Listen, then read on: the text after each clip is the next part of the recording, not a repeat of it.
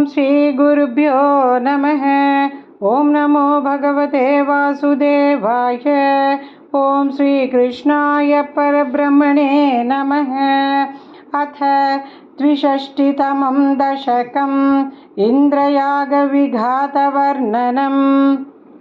कदाचित् गोपालान् विहितमखसंभारविभवान् निरीक्ष्य त्वं शौर्ये मघवमदमुध्वंसितुमनाः।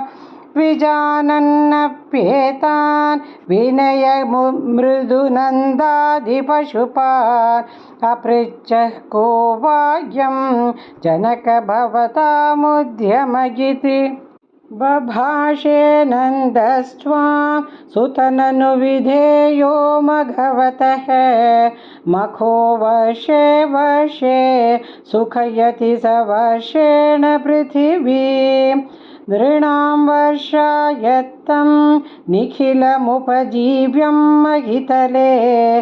विशेषादस्माकं तृणसलिलजीव्या हि पशवः। इति श्रुत्वा वाचं पितुरयि भवानागरसरसं। दिगे तन्नो सत्यं मघवजनिता वृष्टिरिति यते। अदृष्टं जीवाना सृजति खलु वृष्टिं समुचितां। महारण्ये वृक्षा किमिव बलिमिन्द्राय ददते। इदं तावत् सत्यं यदिह पशवो न कुलधनं। तदा जीव्यायासौ बलिरचल भर्त्रे समुचितः। सुरेभ्योऽप्युत्कृष्टा ननु धरणिदेवा क्षितितले। ततस्तेऽप्याराध्या इति जगदिथत्वं निजजनान्। भवद्वाचं श्रुत्वा बहुमतियुतासेऽपि पशुपाः द्विजेन्द्रानर्चन्तो बलिमददुरुच्चैः क्षितिभृते।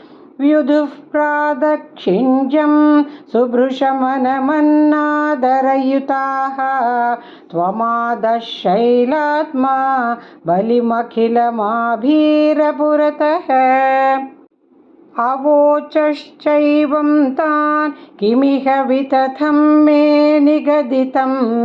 गिरीन्द्रोऽनन्वेष स्वबलिमुपभुङ्क्ते स्ववपुषा। अयं गोत्रो गोत्रद्विषि च कुपिते रक्षितुमलं। समस्तानित्युक्ता जघृषुरखिला गोकुलजुषः। परिप्रीता यातः खलु भवदुपेता व्रजजुषः। व्रजं यावत्तावन्निजमखविभङ्गं निशमयन्। भवन्तं जानन्नप्यधिकरजसा क्रान्तहृदयः।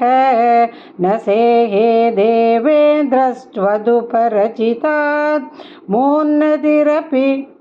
मनुष्यत्वं यातो मधुभिदपि देवेष्वविनयं। विधत्ते चेन्नष्टस्त्रिदश सदसां गोपीमहिमा। ततश्चध्वं शिष्ये पशुपहत कस्य श्रियमिति। प्रवृत्तस्त्वां जेतुं सखिलमघवा दुर्मदनिधिः। त्वदावासं हन्तुं प्रलयजलदानम्बरभुवि। प्रहिण्वन् बिभ्राणः कुलिशमयमभ्रे भगमनः। प्रतस्थेन्यैरन्तर्दघनमरुदाद्यैर्विहसितः। भवन्माया नैव त्रिभुवनपते मोहयति कम्। सुरेन्द्रः क्रुद्धश्चेद्विजकरुणया शैलकृपयाप्यनातङ्कोऽस्माकं नियत इति विश्वास्य पशुपान्। अहो किन्नायातो गिरिभिदिति सञ्चिन्त्य निवसन्। मरुद्गेहाधीशप्त प्रणुदमुरभैरिन् मम गदान् नारायणाखिल गुरो भगवन्नमस्ते नारायणाखिल गुरो भगवन्नमस्ते।